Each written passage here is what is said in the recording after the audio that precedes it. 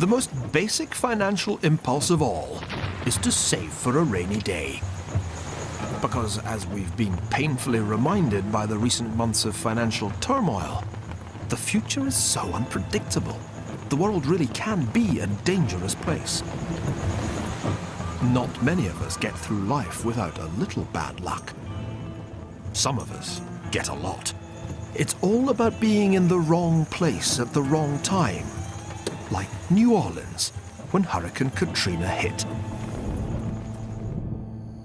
The question is, how should we deal with the risks and uncertainties of the future? Should the onus be on the individual to insure against disaster? Should we be able to rely on the voluntary charity of our fellow human beings when calamity strikes? Or should we be able to count on the state, in other words, the compulsory contributions of our fellow taxpayers, to bail us out when the flood comes? That's a long way of asking a simple question. Are you insured? The British certainly think they are. Today, we pay a larger proportion of our income on insurance than any other people in the world. It's really rather odd, because Britain is one of the safest countries on earth. The struggle to overcome risk has been a constant theme of the history of money. From the invention of life insurance by two hard-drinking Scots clergymen, to the rise and fall of the welfare state, to the explosive growth of hedge funds and their multi-billionaire owners. At the core of our struggle with risk is an insoluble conflict. We want to be financially secure, and so we yearn for a predictable world. But the future always seems to come up with new and unpleasant ways to take us by surprise. We want calculable risk. We're stuck with random uncertainty.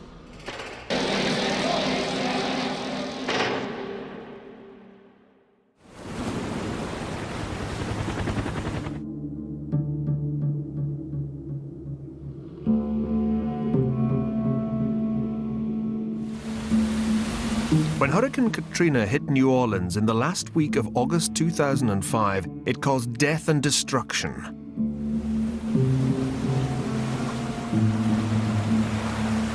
Yet it's not a natural catastrophe that now threatens the survival of the city. The real lesson of the disaster is about money. How the risk management system we call insurance simply failed when faced with a calamity on this scale.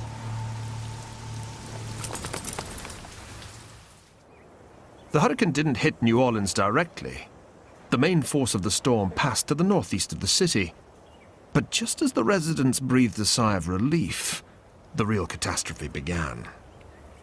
This industrial canal links Lake Pontchartrain to the Mississippi, and after the hurricane, the huge storm surge raised the water level in the canal so high that it broke the levee, pouring umpteen gallons of the lake over here into the 9th Ward of New Orleans.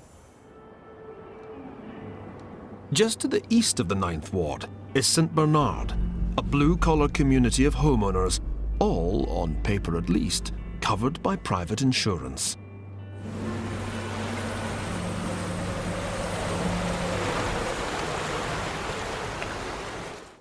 Councillor Joey DeFata refused advice to leave the city, staying put during the storm. Eventually, he was forced to retreat to the roof of the town hall as the waters kept rising. Complex. And as you can see, this is the water line. That's the water line. That's where it came up to. The water came in this building in 14 feet of water in 15 minutes. Wow. From the 2nd floor of this building, I could see coming down Judge Perez a wall of water. In that wall of water was debris, cars, vehicles, pieces of roofs. And this wall of water, you guesstimate, had to be maybe 15 to 20 feet tall. And moving fast. Moving quickly, just coming down this boulevard street and just taking everything with it as it would come. The whole of St. Bernard Parish was inundated in just 15 minutes. only 5 houses out of 26,000 weren't flooded. More than 2,000 people were killed in Hurricane Katrina and the subsequent flooding. Here in St. Bernard Parish, 148 people lost their lives, mostly because they became trapped in their houses as the floodwaters rose. The painted signs on these abandoned houses say whether dead bodies were found after the floodwaters receded, a little bit like medieval London in the time of plague.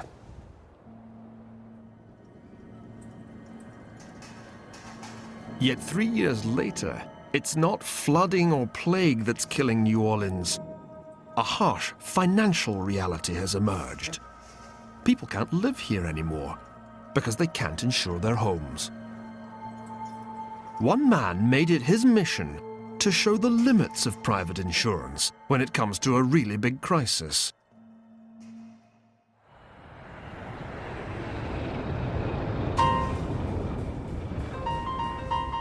He's former Navy pilot Richard F. Scruggs, one of those lawyers that only America seems to produce. Dickie Scruggs took $50 million off the asbestos industry, then $248 billion off tobacco companies for failing to warn smokers of the danger of lung cancer. This kind of work has its rewards. Scruggs' share in fees on the tobacco case was $1.4 billion. Scruggs' latest target has been America's insurance companies. His clients, hundreds of homeowners whose houses were destroyed by Katrina, argued that the companies were refusing to pay up on genuine claims, a view the insurers disputed. There was a house there? There was a house here, a house next to it, where you see the trailer. Scruggs had a dog of his own in this fight. This house looks like it's... His own home on Pascagoula's Beach Boulevard, here on the Mississippi coast, was so badly damaged by Katrina that it had to be demolished. This is the front door? This is the front door, right here. The edge of the slab, if you will. You were slabbed, good and We were proper. slabbed. If you could fix the system, But I have the means, I'm fortunate enough that I have the means to lose a house and build to it lose up. a house and build it back. Most people here don't. Right. If you had the power to change the system so that people really were insured, how would you do that? Is there a way of making insurance work again? There is, and it's disclosure of what you're buying, so that you know, like a drug. There's a black box warning on there. This is what it does. This is what you should watch out for, as opposed to this device, which is called the modern insurance policy, which no one can interpret or understand. It seemed as if the insurance companies had been well and truly scrugged. One of America's biggest insurers settled hundreds of cases brought by Scruggs on behalf of clients whose claims had been turned down. But in this bitter high-stakes battle, the insurance companies had the last laugh. After winning the case, Scruggs was convicted and sentenced to 5 years for attempting to bribe a judge and influence the distribution of legal fees. And the big insurance companies responded to the weight of post-Katrina claims by in effect declaring parts of the Gulf Coast a no-home insurance zone. Today, as Councillor Joey DeFatta has found out, insuring a house in this part of New Orleans is virtually impossible. They can't get a mortgage either. That is correct. They have to make a choice. Do I build a house here, or do I relocate to another area where insurance may be a little bit cheaper and I can afford it? So that is hurting our community. It's taking our people away, the nucleus of this parish, and pulling them away. 3 years after disaster struck, St. Bernard Parish has only a third of its pre-Katrina population.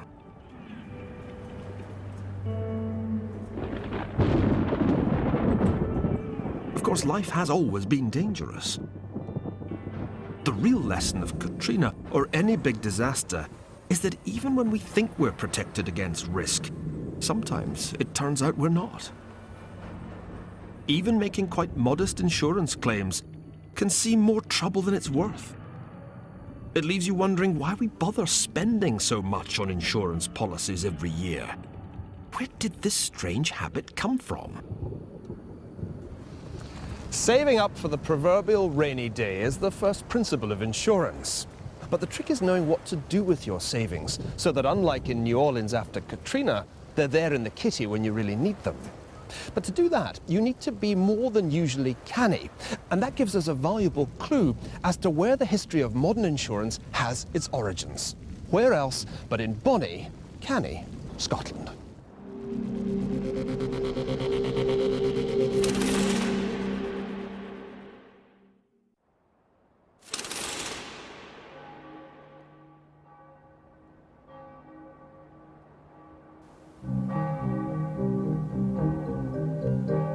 They say the Scots are a pessimistic people. Maybe it's the weather, all those hundreds of rainy days. Maybe it's the endless years of sporting disappointment. Or maybe it was the Calvinism we picked up at the time of the Reformation. Certainly, it's two Church of Scotland ministers who deserve the credit for inventing the first true insurance fund back in 1744. And fathering a multi-billion-pound industry.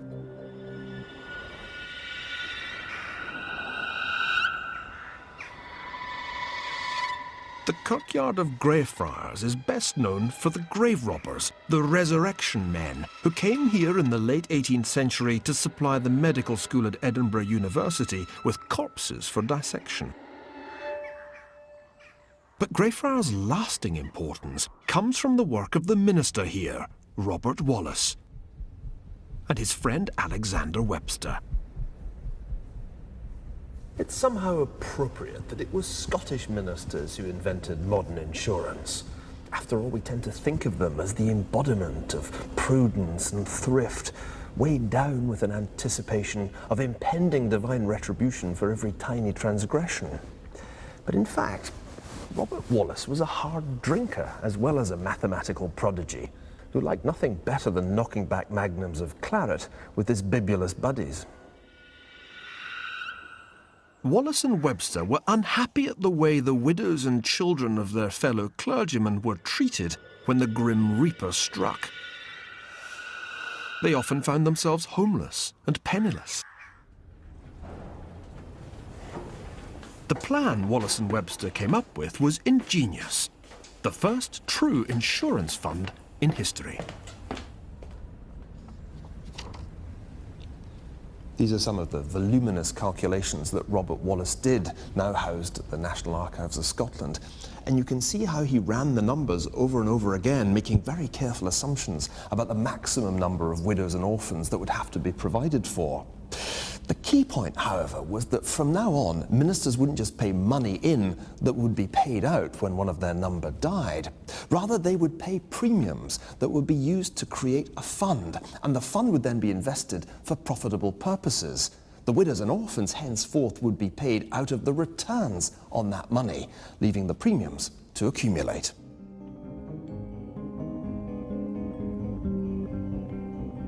All that was required for the scheme to work was an accurate projection of how many widows and orphans there would likely be in the future.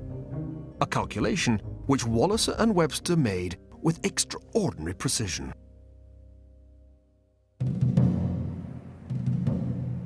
The creation of the Scottish Ministers' Widows' Fund was a milestone in financial history, for it provided a model not just for Scottish clergymen, but for everyone who aspired to provide for life's eventualities.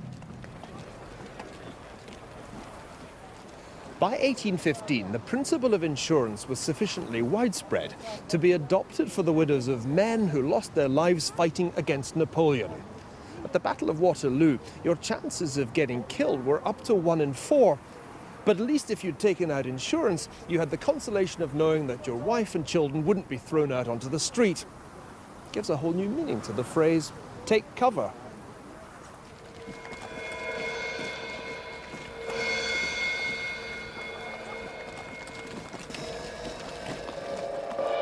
The Scottish Ministers' Fund grew into the world-famous Scottish Widows. Even novelists, not renowned for their financial prudence, could join. Walter Scott took out a policy in 1826 to reassure his creditors that they'd be paid in the event of his death. By the mid-19th century, being insured was as much a badge of respectability as going to church on Sunday.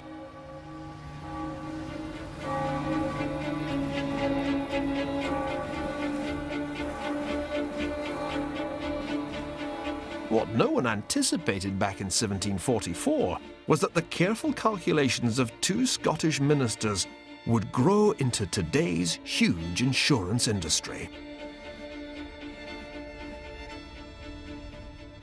As Robert Wallace understood 250 years ago, size matters in insurance, because the more people are paying into a fund, the easier it becomes, by the law of averages, to predict how much will have to be paid out each year.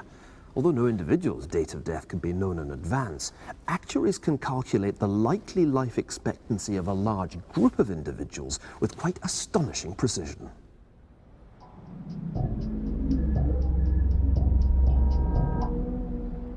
In other words, insurance is all about trying to cope with the risks of the future.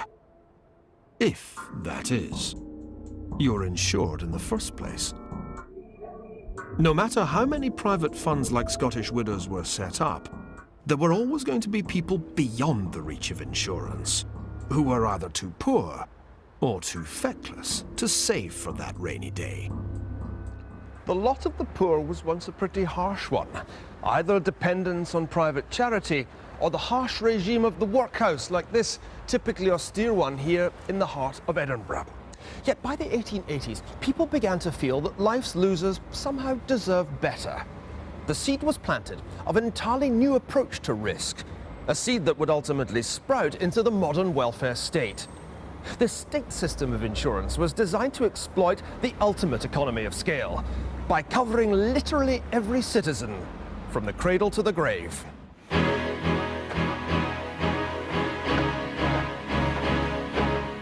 Yet while we tend to think of the welfare state as a British invention, in fact the world's first welfare superpower was Japan.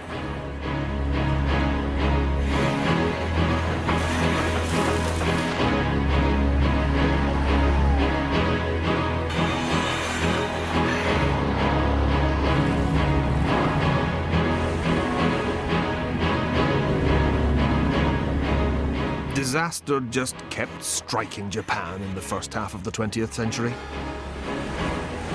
In 1923, a huge earthquake devastated Tokyo.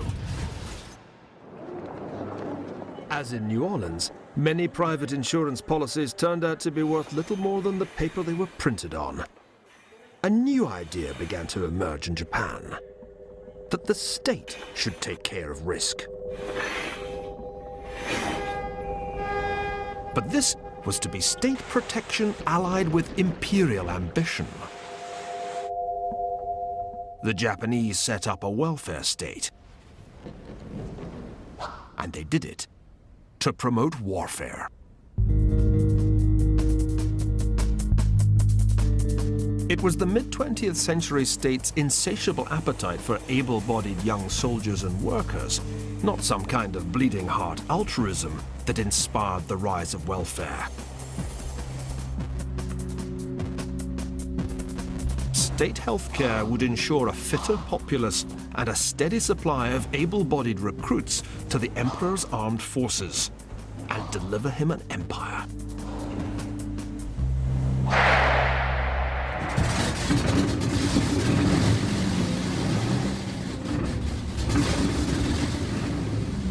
The wartime slogan, "All people are soldiers," was adapted to become "All people should have insurance."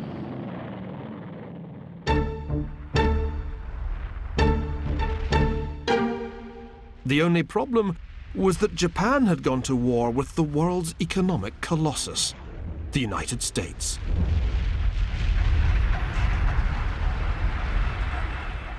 Japan's warfare state proved to be a massive mistake. Quite apart from the nearly 3 million lives lost in Japan's doomed bid for empire, by 1945, the value of Japan's entire capital stock seemed to have been reduced to zero by American bombers.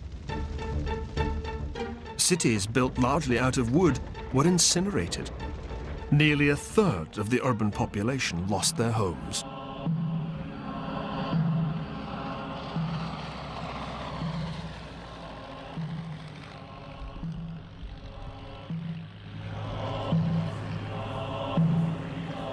Practically the only city to survive intact was Kyoto, the former imperial capital.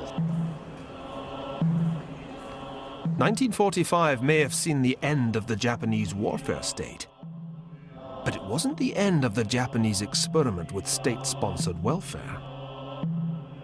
In Japan, as in most combatant countries, the lesson was clear.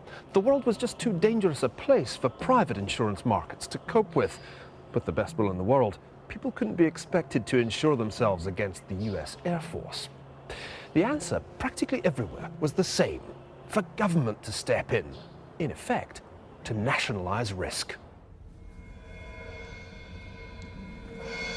Perhaps the most familiar such system of welfare from the cradle to the grave, also born in the ruins of war, was devised by the British economist William Beveridge.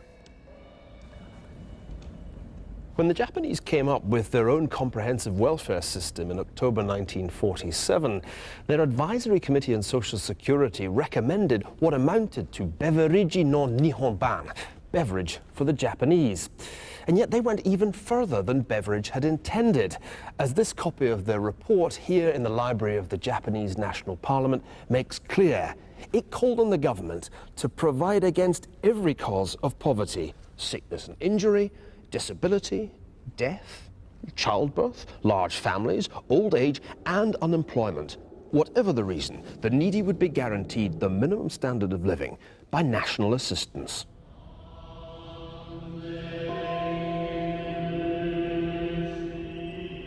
From now on, the Japanese would no longer have to rely on the benevolence of a feudal lord or the luck of the gods. The welfare state would cover them against all the vagaries and vicissitudes of the modern world.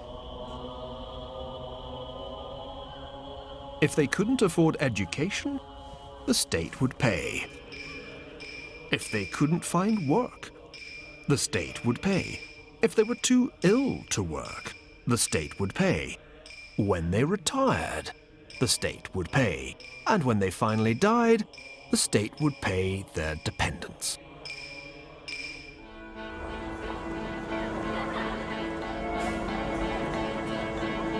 So what happened after the war in Japan was merely the extension of the warfare welfare state. The slogan now became, all people should have pensions. The Japanese welfare state seemed to be a miracle of effectiveness. In public health and education, Japan led the world. By the late 1970s, the Japanese could boast that their country had become the welfare superpower.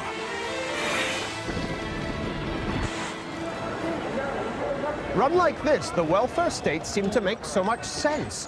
Japan had achieved security for all, the elimination of risk, while at the same time growing so rapidly that by 1968, it had the second largest economy in the world.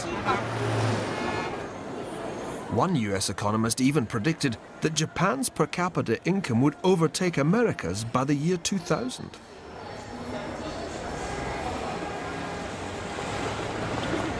Welfare was working where warfare had failed to make Japan top nation. The key turned out to be not a foreign empire, but a domestic safety net. And yet there was a catch, a fatal flaw in the design of the post-war welfare state. Just what was it that caused those predictions of Japan's ultimate triumph to fail to come true? The welfare state looked to be working smoothly enough in 1970s Japan.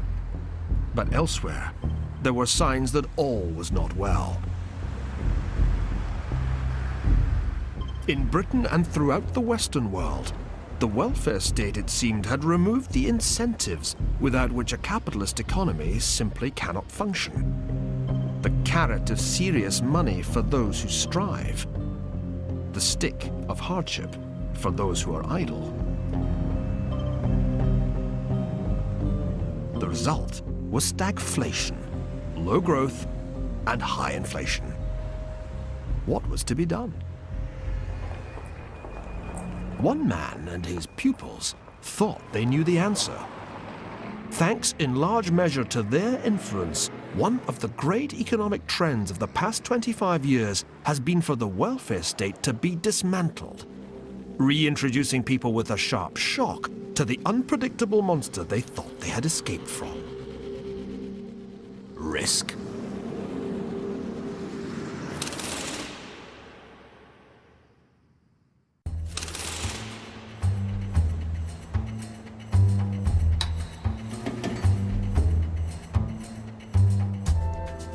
In 1976, a diminutive professor called Milton Friedman, working here at the University of Chicago, won the Nobel Prize in Economics. Milton Friedman won his place in the Economic Hall of Fame by restating this simple equation. MV equals PQ, where M is the money supply, V is the velocity at which it circulates, P is the price level, and Q is the quantity of expenditures. Friedman's observation was simple. If the money supply went up, then so did the price level. Hence the quantity theory of money. But you needed much more than a piece of chalk and a blackboard to answer the second crucial question of Milton Friedman's career. What had gone wrong with the welfare state? In Chile, he found the perfect laboratory to test his theories.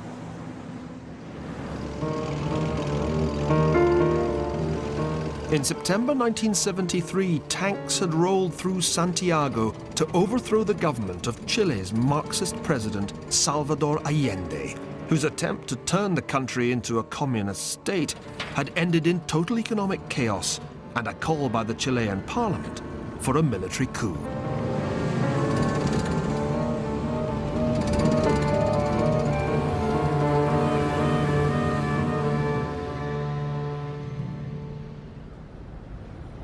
Up there on the balcony of the Carrera Hotel, opponents of the Allende regime celebrated with champagne as Air Force jets flew overhead to bomb the Moneda Palace.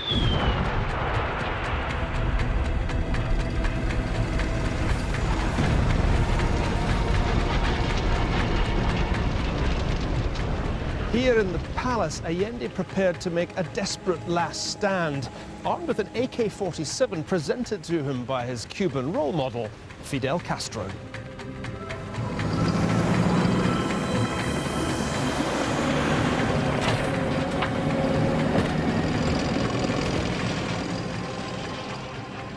Looking out the palace window and seeing the tanks literally rolling in, Allende realized that it was all over for his dream of a Marxist Chile. Cornered here in what was left of the presidential quarters, he took the decision to shoot himself.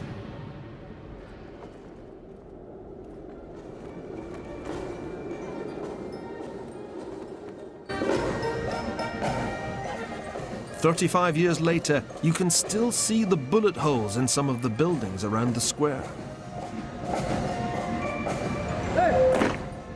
What happened here in September 1973 in many ways epitomized a worldwide crisis of the welfare state and posed a stark choice between alternative economic systems. With output collapsing and inflation rampant, Chile's system of universal benefits was effectively bankrupt. For Allende, the only solution was full-blown Soviet-style takeover of the entire economy. Well, the generals and their supporters knew that they didn't want that. But what did they actually want, given that the status quo was unsustainable? Enter Milton Friedman.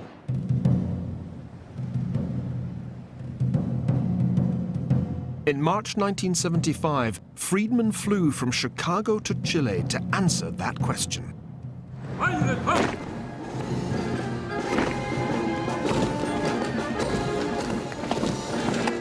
In addition to giving lectures and seminars, Friedman came here to the Moneda Palace for a meeting with the new Chilean president, General Augusto Pinochet.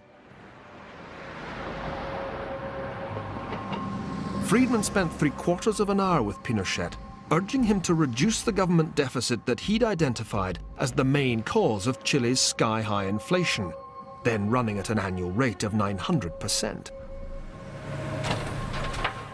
A month after Friedman's visit, the Chilean junta announced that inflation would be stopped at any cost. The regime cut government spending by 27%.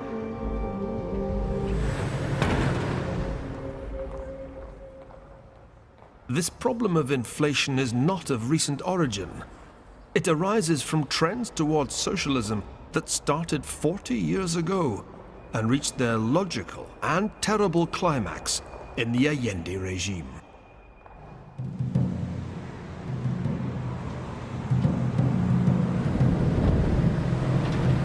For tendering this advice, Friedman found himself denounced for acting as a consultant to a military dictator responsible for the executions of more than 2,000 real and suspected communists and the torture of nearly 30,000 more.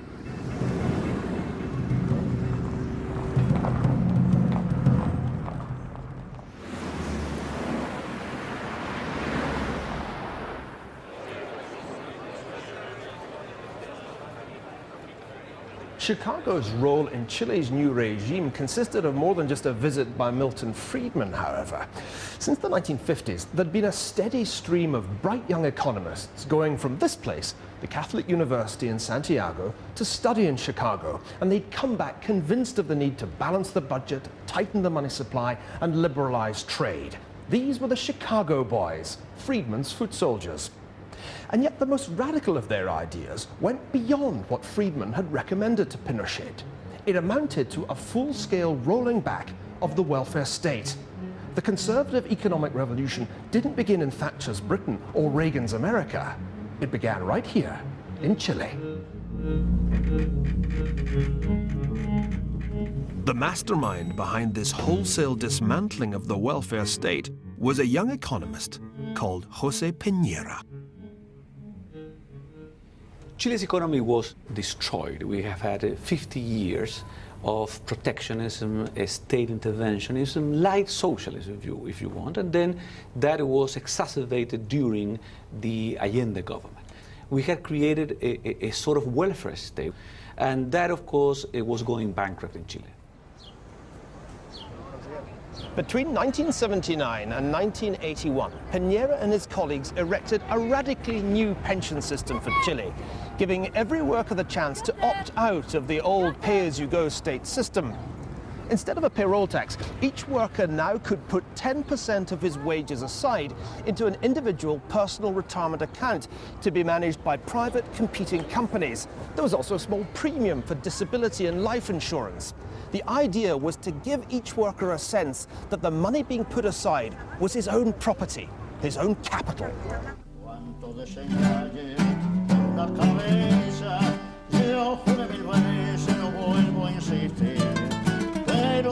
Piñera gambled.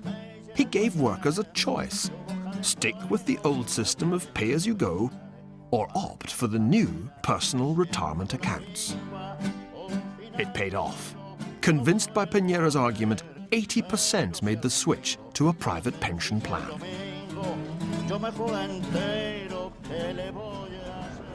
But was it worth it? Was it worth the huge moral compromise that the Chicago boys and the Harvard man made when they got into bed with a torturing, murderous dictatorship? Well, the answer to that question very much depends on whether you think their reforms helped pave a peaceful way back to a sustainable democracy in Chile. And I think they did.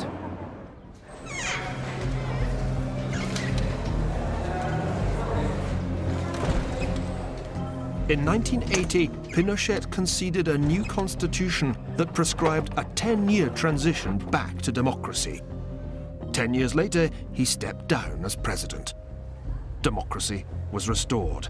And by that time, the economic miracle was underway that helped to ensure its survival. For the pension reform not only created a new class of property owners, each with his own retirement nest egg, it also gave the Chilean economy a massive shot in the arm. These brokers at the Banco de Chile are investing Chilean workers' pension contributions into the stock market. And they've been doing a pretty good job of it. Average returns on the personal retirement accounts has been over 10%, reflecting the fact that in the 20 years after 1987, the Chilean stock market has gone up by a factor of 18.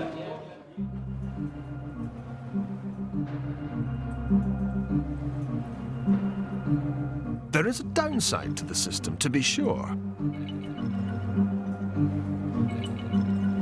Since not everyone in the economy has a regular full-time job, not everyone ends up participating in the system, which leaves a substantial chunk of the population with no pension coverage at all.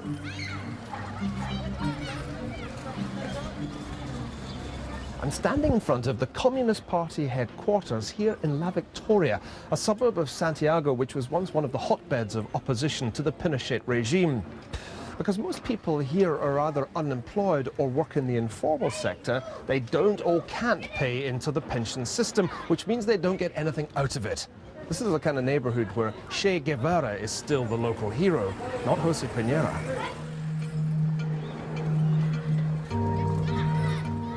The poor of Chile may not have a private pension plan and may have to make do with a meagre government handout in their old age. But even they've benefited from Chile's rapidly growing economy. Growth makes a difference in the life of every citizen. The poverty rate in Chile has gone down from around 50% to 13% now. So this has been really a huge success, and the pension reform has been a critical element in this. The improvement in Chile's economic performance since the Chicago Boys reforms is really very hard to argue with. In the 15 years before Milton Friedman's visit, the growth rate here was a measly 0.17% a year. In the subsequent 15 years, it increased by a factor of nearly 20. The poverty rate here is down to 15%, compared with 40% in the rest of Latin America. And when you look down at Santiago's shiny new financial district, you can see why the Chilean pension reform has been imitated right across the region, and indeed around the world. For Britain's Margaret Thatcher, the general from Chile and the professor from Chicago were heroes who demonstrated that only by rolling back the welfare state could governments revive economic growth. Yet one country where this recipe has not been tried is the country that's come to need it most: Japan. So successful was the Japanese welfare superpower that by the 1970s, life expectancy was the longest in the world.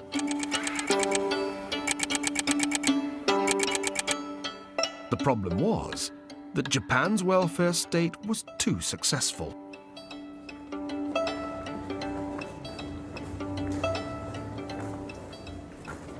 Today, the programs run here at Japan's Ministry of Welfare rely on an ever smaller number of active workers to support an ever-rising population of retirees. Back in 1960, there was something like 11 active workers for every one retired person. But by 2025, that number could sink as low as 2. In other words, there'll be one old age pensioner for every 2 bureaucrats working here at the ministry. In just 30 years, the cost of social security benefits has risen in relation to Japan's national income by a factor of 4. Today, virtually all Japan's health insurance societies are in deficit, and the pension funds are nearly out of money too. Japan's once so super welfare state is threatening to bankrupt the nation.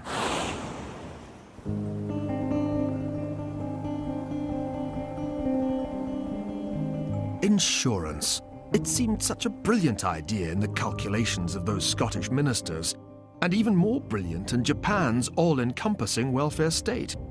But as we've seen, the best-laid schemes can be thrown into disarray by an unexpected turn of events. So is there any better way of managing risk in an uncertain world? Disasters like 9/11 and Katrina exposed the limits of both traditional insurance and the welfare state. But insurance and welfare aren't the only ways to buy yourself protection against future shocks. These days, the smart way of doing it is by being hedged. Now, everybody's heard of hedge funds, but what exactly does hedging mean? And where did it come from?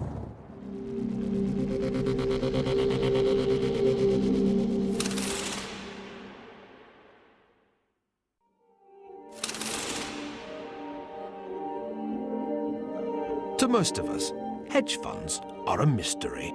But the one thing we do know is that they can make you stupendously rich. One hugely successful hedge fund manager paid $60 million for this Cézanne, and he owns this Degas too. Not to mention a Jasper Johns he paid $80 million for. He's also given hundreds of millions of dollars to charity.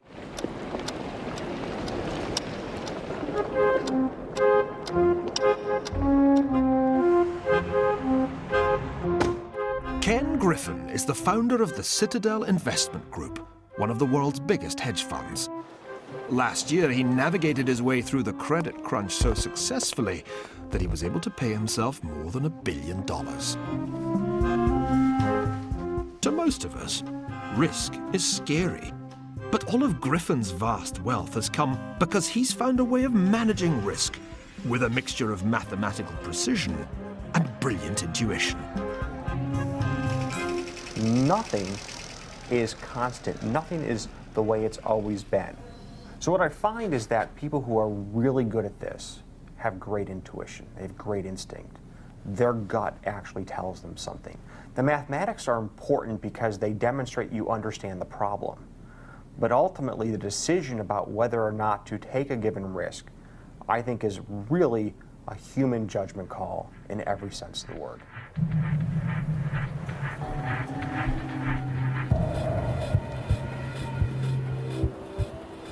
The origins of hedging, appropriately enough, are agricultural.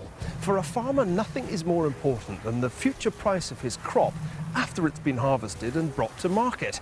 But that could be higher or much lower than he expects. A futures contract allows him to protect himself by committing a merchant to buy the crop when it's brought to market at a price agreed when the seeds are being planted. The farmer gets a floor below which the price can't sink. The merchant gets a ceiling above which it can't rise. By signing a futures contract, both the farmer and the merchant have hedged their bets. Both parties are better off, and because of that, the world as a whole is much better off. It encourages capital formation. It encourages investment. It encourages people to do what is needed to be done to make the world a better place. With the development of a standardized futures contract, agreed rules, and an effective clearinghouse, the first true futures market was born. And its birthplace was here in the Windy City, Chicago. After the city's futures exchange was established in 1874, hedging commodities became standard practice. The next step was for a conditional kind of future to evolve, the option. Some of this really is the financial equivalent of rocket science, but the underlying principle is simple. Because they're derived from underlying assets, all futures contracts are known as derivatives. But an even smarter kind of derivative is an option. The buyer of a call option has the right, say, to buy a barrel of oil for $120 in a year's time. Now, if the price of oil rises to $150 a barrel, then the option is in the money, and the smart guy makes a profit of $30. But if that doesn't happen, if the price of oil stays the same or actually declines, he's under no obligation to carry through the deal. All he does is to write off the cost of the option itself. Well, it's by buying and selling complex, smart derivatives like options that Ken Griffin has become a billionaire. In theory, derivatives offer a new way to hedge against an uncertain future, a much smarter way than boring old insurance, and much more profitable. In the past decade, derivatives have seemed to take over the world of finance. By the end of 2007, the notional value of all derivatives contracts reached a staggering $596 trillion. That's 43 times the size of the American economy.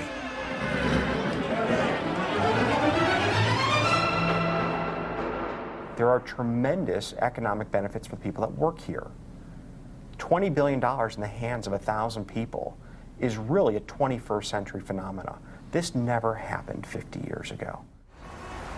Yet as many have discovered to their great cost recently, there are downsides to derivatives too. When billionaire investor Warren Buffett described derivatives as financial weapons of mass destruction, he all but prophesied the downfall of American insurance giant AIG, whose European headquarters are there behind me, brought low not by selling insurance policies, but by selling derivatives that blew up in its face. Even Ken Griffin's hedge fund has lost a fifth of its value in a single month as a result of dodgy derivative trades. Our basic human urge to protect ourselves against risk has proved frustratingly difficult to satisfy. Insurance companies let us down. Welfare states sink into insolvency. And derivatives turn out to be a double-edged weapon too.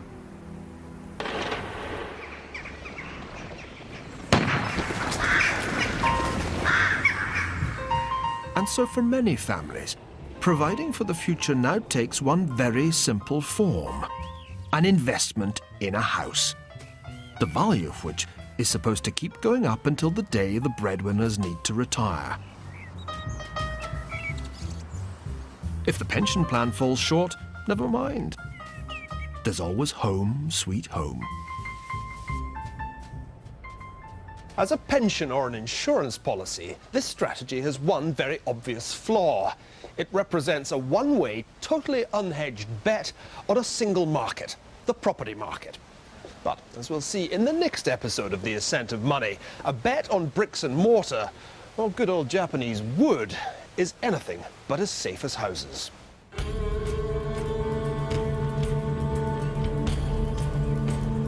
So if you can't rely on property prices, what's the best way to make your house more of a place to live? The Home Show is on More For next. Coming up here on Channel 4, a look at how the Earth became a catastrophic planet of fire.